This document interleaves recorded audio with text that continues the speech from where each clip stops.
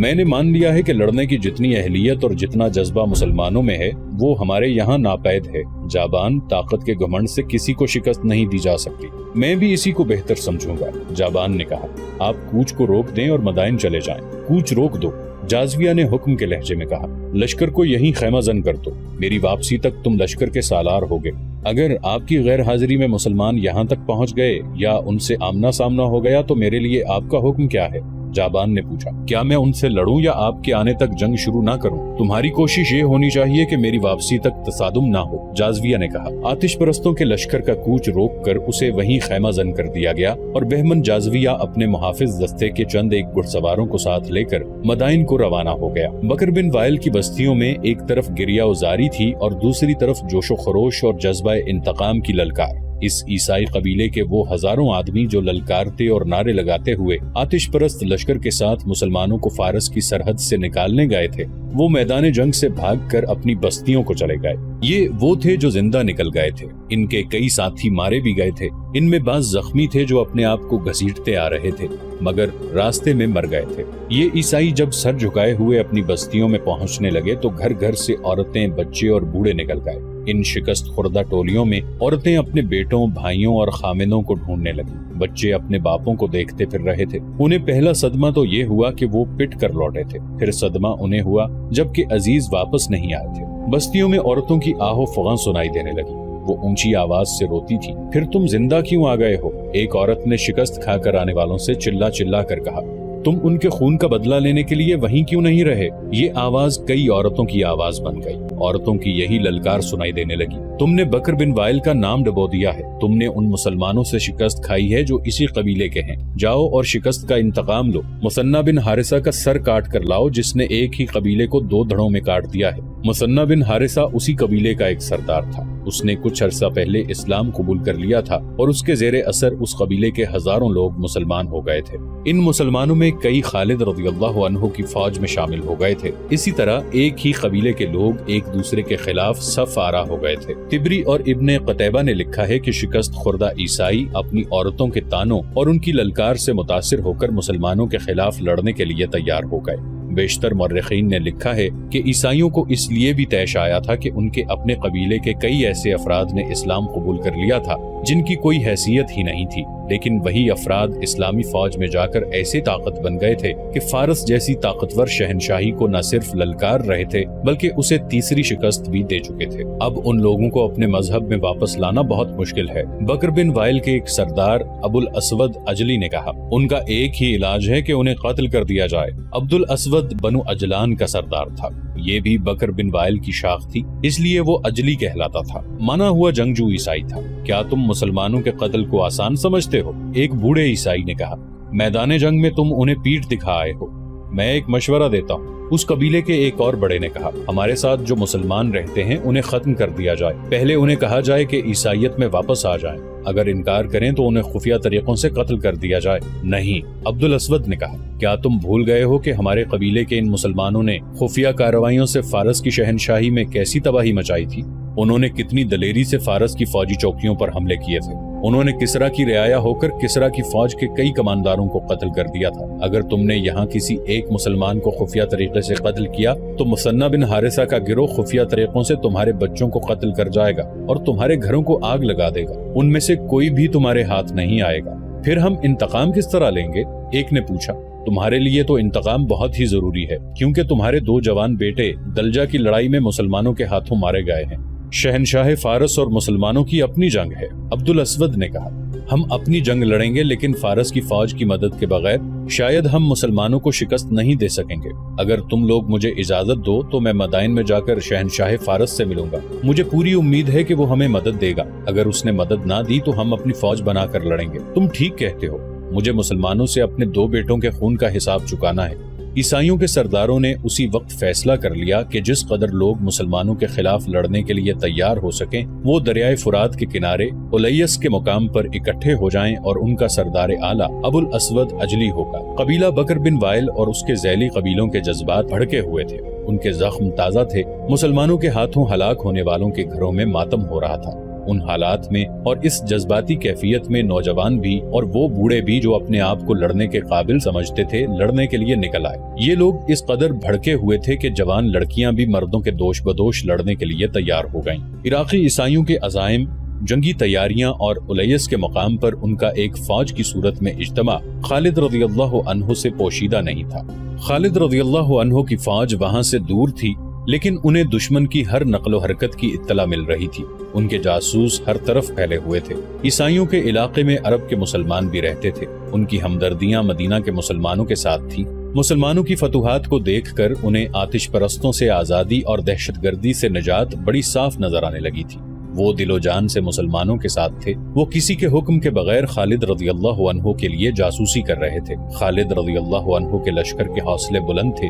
इतनी बड़ी जंगी ताकत पर मुसलसल 3 फतूहात ने और बेशुमार माले गनीमत ने और इस्लामी जज्बे ने उनके हौसलों को तरोताजा रखा हुआ था। लेकिन खालिद रज़ियल्लाहु अन्हु जानते थे कि उनके मुजाहिदीन की जिस्मानी हालत ठीक नहीं। मुजाहिदीन के लश्कर को आराम मिला ही नहीं था। वो कूच और पेशकदमी की हालत में रहे या मैदान जंग में लड़ते रहे थे। इन्हें मुकम्मल आराम करने दो, खालिद रज़ियल्लाहु अन्हु अपने सालारों से कह रहे थे।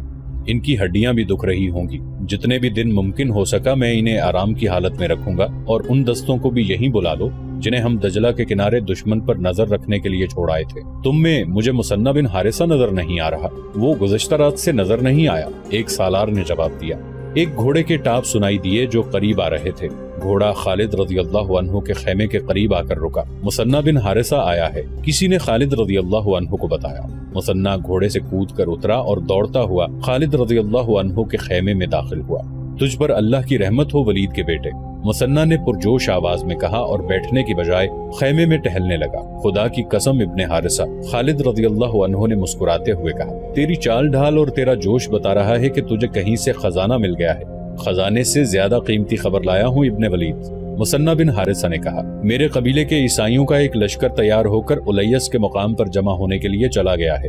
उनके सरदारों ने दरवाजे बंद करके हमारे खिलाफ जो मंसूबा बनाया है वो मुझ तक पहुंच गया है। क्या यही खबर लाने के लिए तू रात से किसी को नजर नहीं आया? खालिद रज़ियल्लाहु अन्हु ने पूछा। हाँ, मुसन्ना ने जवाब दिया, वो मेरा कबीला है। मैं जानता था कि मेरे कबीले के लोग इंतकाम लिए बगैर चैन से नहीं बैठेंगे। मैं अपना हुलिया बदलकर उनके पीछे चला गया था। जिस मकान में बैठकर उन्होंने हमारे खिलाफ लड़ने का मंसूबा बनाया है, मैं उसके साथ वाले मकान में बैठा हुआ था। मैं वहाँ से पूरी खबर लेकर निकला हूँ। दूसरी इत्तला ये है कि उनके सरदार इस मकसद के लिए मदाइन चले गए हैं और वो उर्दशेर से फौजी मदद लेकर हम पर हमला करेंगे। तो इसका मतलब ये हुआ कि मैं अपने लश्कर को आराम की मोहलत नहीं दे सकूंगा। खालिद रज़ियल्लाहु अन्हु ने कहा, क्या तुम पसंद नहीं करोगे कि जिस तरह हमने दलजा में आतिश परस्तों को तैयारी की मोहलत नहीं दी थी, इसी तरह हम ईसाइयों और आतिश परस्तों के इज्तिमा से पहले ही उन पर हमला कर दें? खुदा तेरी उम्र दराज करे इब्ने वलीद। मुसन्ना ने कहा, तरीका यही बेहतर है कि दुश्मन का सर उठने से पहले ही कुचल दिया जाए। खालिद रज़ियल्लाहु अन्हु ने अपने दूसरे सालारों की तरफ देखा जैसे वो उनसे मशवरा मांग रहे हों। होना तो ऐसा ही चाहिए, सालार आसिम बिन अम्र ने कहा, लेकिन लश्कर की जिस्मानी हालत देख लें। क्या हमारे लिए ये फायदा मंद न होगा कि कम से कम 2 दिन लश्कर को आराम करने दें? हाँ इब्ने वलीद। दूसरे सालार अदी बिन हातिम ने कहा, कहीं ऐसा न हो कि पहली 3 फतूहात के नशे में हमें शिकस्त का मुंह देखना पड़े।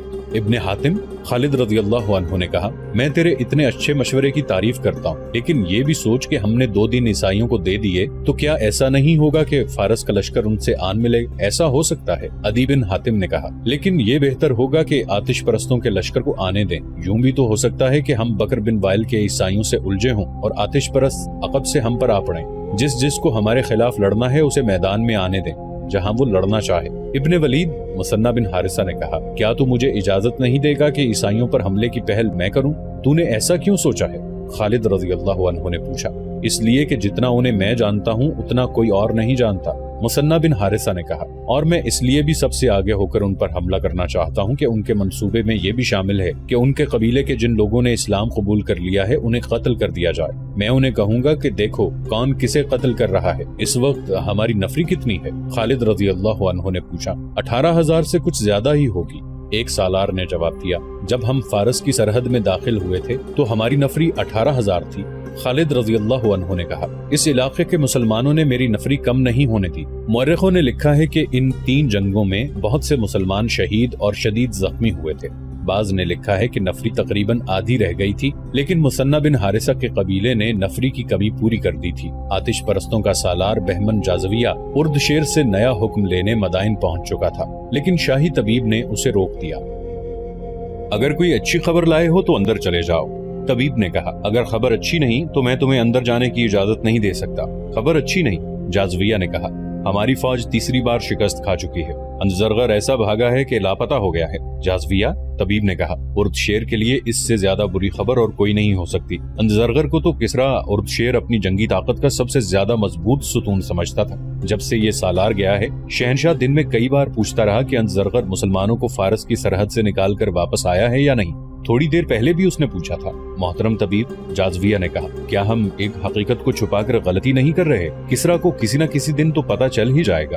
جازویہ، طبیب نے کہا، میں تمہیں خبردار کرتا ہوں کہ اگر تم نے یہ خبر شہنشاہ کو سنائی تو اس کا خون تمہاری گردن پر ہوگا۔ جازویہ وہیں سے لوٹ گیا، لیکن اپنے لشکر کے پاس جانے کی بجائے اس خیال سے مدائن میں رکا رہا کہ اردشیر کی صحت ذرا بہتر ہوگی تو وہ اسے خود شکست کی خبر سنائے گا اور اس کے ساتھ وعدہ کرے گا کہ وہ مسلمانوں سے تینوں شکستوں کا انتقام لے گا۔ اس روز یا ایک دو روز بعد عیسائیوں کا ایک وفد اردشیر کے پاس پہنچ گیا۔ اس کا طبیب اور شاہی خاندان کا کوئی بھی فرد قبل از وقت نہ جان سکا کہ یہ وفد کس مقصد کے لیے آیا ہے۔ اردشیر کو چونکہ معلوم تھا کہ عیسائیوں نے اس لشکر میں شامل ہو کر مسلمانوں کے خلاف جنگ لڑی ہے، اس لیے اس نے بڑی خوشی سے ان عیسائیوں کو ملاقات کی اجازت دے دی۔ اس وفد نے اردشیر کو پہلی خبر یہ سنائی کہ سالار انزرغر شکست کھا گیا ہے۔ انزرغر شکست نہیں کھا سکتا، اردشیر نے ایک جھٹکے سے اٹھ کر بیٹھتے ہوئے کہا، کیا تم لوگ مجھے یہ جھوٹی خبر سنانے آئے ہو؟ کہاں ہے انزرغر؟ اگر اس کی شکست کی خبر صحیح ہے تو یہ بھی صحیح ہے کہ جس روز وہ مدائن میں قدم رکھے گا وہ اس کی زندگی کا آخری روز ہوگا۔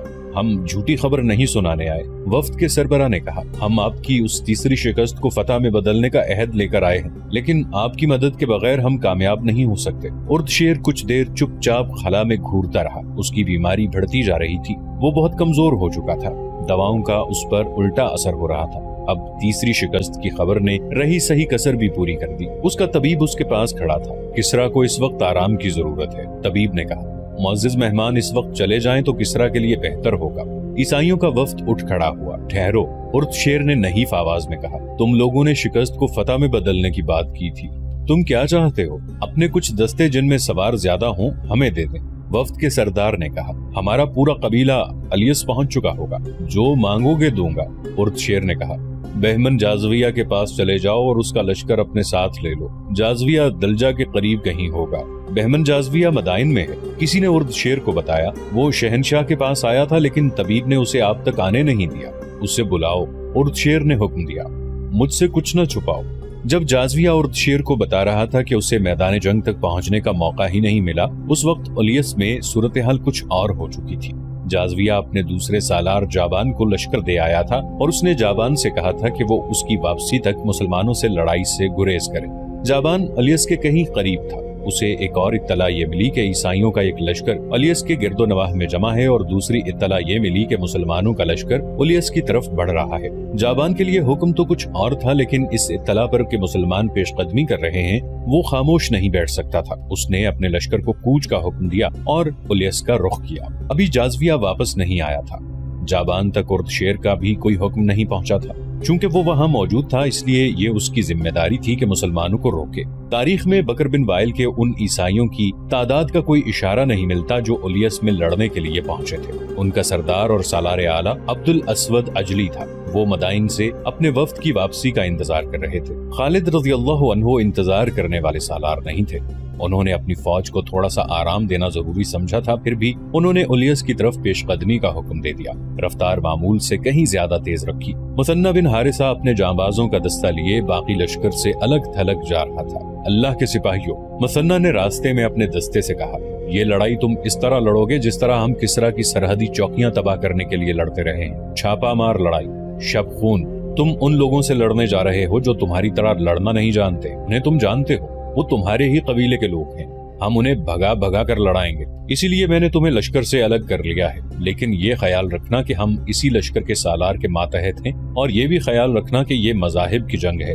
دو باطل عقیدے تمہارے مقابلے میں ہیں، تمہیں ثابت کرنا ہے کہ خدا تمہارے ساتھ ہے۔ خدا کی قسم یہ وہی لوگ ہیں جنہوں نے ہمارے خلاف ہمیشہ مخبری کی اور آتش پرستوں کے ہاتھوں ہمارے گھروں کو نظر آتش کرایا ہے۔ سواروں کا یہ دستہ پرجوش نعرے لگانے لگا، لیکن مثنیٰ نے روک دیا اور کہا کہ خاموشی برقرار رکھنی ہے، دشمن کو اس وقت پتہ چلے کہ ہم آ گئے ہیں جب ہماری تلواریں انہیں کاٹ رہی ہوں۔ عیسائیوں کا لشکر الیس کے مقام پر پڑاؤ ڈالے ہوئے مدائن سے اپنے وفد کی واپسی کا انتظار کر رہا تھا۔ ہوشیار، دشمن آ رہا ہے!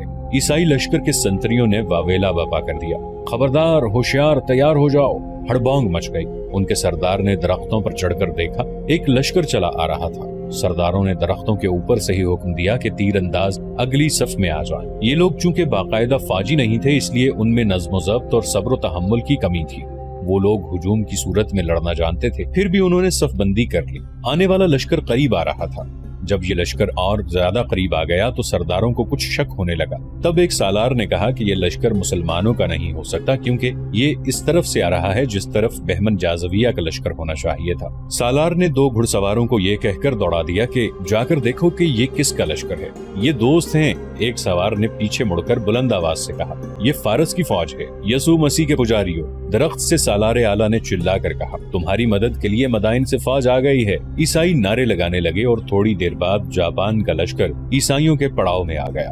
جابان نے اس تمام لشکر کی کمان لے لی اور عیسائی سرداروں سے کہا کہ اب وہ اس کے حکم اور ہدایات کے پابند ہوں گے۔ جابان نے عیسائیوں کا حوصلہ بڑھانے کے لیے پرجوش تقریر کی، جس میں اس نے بتایا کہ اب انہیں پہلی تینوں شکستوں کا انتقام لینا ہے اور تم اپنی جوان عورتوں کو بھی ساتھ لائے ہو۔ جابان نے کہا، اگر تم ہار گئے تو یہ عورتیں مسلمانوں کا مال غنیمت ہوں گی، انہیں وہ لونڈیاں بنا کر لے جائیں گے، انہی کی خاطر اپنی جانیں لڑا دو۔ عیسائیوں کی صفوں میں جوش و خروش بڑھتا جا رہا تھا۔ وہ تو پہلے ہی انتقام کی آگ میں جل رہے تھے، اب اپنے ساتھ فارس کا ایک منظم لشکر دیکھ کر وہ اور زیادہ دلیر ہو گئے تھے۔ مدینہ کی فوج کی پیش قدمی خاصی تیز تھی۔ مثنیٰ اپنے دستے کے ساتھ دائیں طرف کہیں آگے نکل گیا تھا۔ وہ سرسبز و شاداب علاقہ تھا، درختوں کی بہتات تھی، ہری جھاڑیاں اور اونچی گھاس بھی تھی۔ تھوڑی دور جا کر آدمی نظروں سے اوجھل ہو جاتا تھا۔ یہ وہ علاقہ تھا جہاں فارس کے بڑے بڑے افسر سیر و تفریح اور شکار وغیرہ کے لیے آیا کرتے تھے۔ اولیس سے آگے ہیرا ایک شہر تھا جس کی اہمیت تجارتی اور فوجی لحاظ سے خاصی زیادہ تھی۔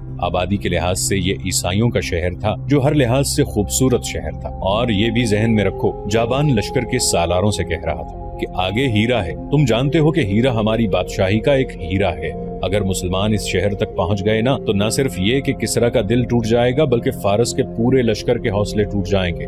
ہیرا مدائن سے زیادہ قیمتی ہے۔ سبزہ زار میں ایک گھڑ سوار جیسے تیرتا چلا آ رہا ہو۔ خالد رضی اللہ عنہ اپنے لشکر کے وسط میں تھے۔ کسی اور کو اس سوار کی طرف بھیجنے کے بجائے انہوں نے اپنے گھوڑے کو ایڑ لگائی اور اس سوار کو راستے میں جا لیا۔ مثنیٰ بن حارثہ کے دستے کا ایک سوار تھا، ابن حارثہ کا پیغام لایا ہو۔ سوار نے خالد رضی اللہ عنہ سے کہا، اولیس کے میدان میں آتش پرستوں کی فوج بھی آ گئی ہے۔ ابن حارثہ نے کہا ہے کہ سنبھل کر آگے آئیں، فوراً واپس جاؤ۔ خالد رضی اللہ عنہ نے سوار سے کہا، اور مثنیٰ سے کہو کہ اڑ کر مجھ تک پہنچے۔ مثنیٰ کا قاصد یوں غائب ہو گیا جیسے اسے زمین نے نگل لیا ہو۔ اس کے گھوڑے کے ٹاپ کچھ دیر تک سنائی دیتے رہے جو درختوں میں سے گزرتی ہوا کی شاں شاں میں تحلیل ہو گئے۔ خالد رضی اللہ عنہ واپس اپنے لشکر میں آئے اور اپنے سالاروں کو بلا کر انہیں بتایا کہ آگے صرف بکر بن وائل کے لوگ ہی نہیں بلکہ مدائن کا لشکر بھی ان کے ساتھ آ ملا ہے۔ انہوں نے اپنے سالاروں کو یہ بھی بتایا کہ مثنیٰ بن حارثہ آ رہا ہے۔ انہوں نے پہلے کی طرح سالار عاصم بن عمرو اور سالار عدی بن حاتم کو دائیں اور بائیں پہلو میں رکھا۔ زیادہ دیر نہیں گزری تھی کہ مثنیٰ یوں آن پہنچا جیسے وہ واقعی اڑ کر آیا ہو۔ ابن حارثہ، خالد رضی اللہ عنہ نے کہا، کیا تم نے اپنی آنکھوں سے فارس کے لشکر کو عیسائیوں کے ساتھ دیکھا ہے؟ مثنیٰ بن حارثہ نے صرف دیکھا ہی نہیں تھا بلکہ اس نے جانبازی کا مظاہرہ کر کے بہت کچھ معلوم کر لیا تھا۔ اس نے اپنے جاسوس آگے بھیج رکھے تھے۔ انہوں نے اسے اطلاع دی کہ مدائن کی فوج عیسائیوں سے آ ملی ہے۔ مثنیٰ نے پوری معلومات حاصل کرنے کا ارادہ کر لیا۔ رات کو اس نے اپنے ساتھ 3 سوار لیے اور دشمن کے پڑاؤ کے قریب جا کر گھوڑوں سے اترے اور انہیں ایک درخت کے ساتھ باندھ دیا اور وہاں سے وہ چھپ چھپ کر اور جہاں ضرورت پڑی وہاں پیٹ کے بل رینگ کر پڑاؤ کے نزدیک چلے گئے۔ آتش پرستوں کے سنتری پڑاؤ کے ارد گرد گھوم پھر رہے تھے۔ یہ سفر 12 ہجری کے وسط کی راتیں تھیں۔ آدھے چاند کی چاندنی تھی جو فائدہ بھی دے سکتی تھی اور نقصان بھی۔ 2 سنتری ان کے سامنے سے گزر گئے۔ انہیں پیچھے سے جا کر پکڑا جا سکتا تھا لیکن ان کے پیچھے پیچھے ایک گھڑ سوار آ رہا تھا۔ اس نے اپنے سنتریوں کو آواز دے کر روک لیا اور ان کے پاس آ کر انہیں بیدار اور ہوشیار رہنے کو کہنے لگا۔ وہ کوئی کماندار معلوم ہوتا تھا۔ مسلمان رات کو تو حملہ نہیں کر سکتے، ایک سنتری نے کہا، پھر بھی ہم بیدار اور ہوشیار ہیں۔ तुम सिपाही हो, घुड़सवार ने हुक्म के लहजे में कहा। जो हम कमानदार जानते हैं वो तुम नहीं जानते। मुसलमानों का कुछ पता नहीं वो किस वक्त क्या कर गुजरे, उन्हें आम किस्म का दुश्मन न समझो। और तुमने मुसन्ना बिन हारिसा का नाम नहीं सुना? क्या तुम नहीं जानते कि किसरा ने मुसन्ना के सर की कितनी कीमत मुकर्रर कर रखी है? अगर तुम उसे जिंदा या मुर्दा पकड़ लाओ या उसका सिर्फ सर पेश कर दो तो तुम माला माल हो जाओगे, लेकिन तुम उसे पकड़ नहीं सकोगे। वो जिन है, किसी को नजर नहीं आता। चलो आगे चलो, अपने इलाके का गश्त करो।